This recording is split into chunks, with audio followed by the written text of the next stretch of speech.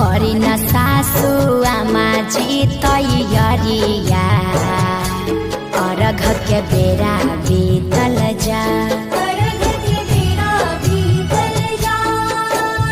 पेन्ही नारी सबके पापा पियरिया दौरा घाटे पहुँचा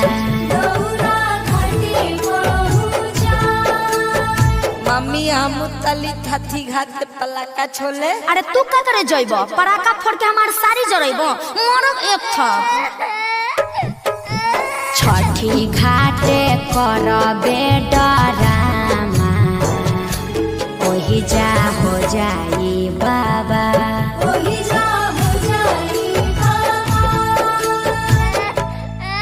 यार पापा से बोल मम्मी मारने की धमकी दे रही है पापा। साफा आतंकवादी हो का काहे लइकवा के डरोले बड़वा। अरे ना जी बबुआ पर चटकन जन चलाई है दिहल हो छठी माई के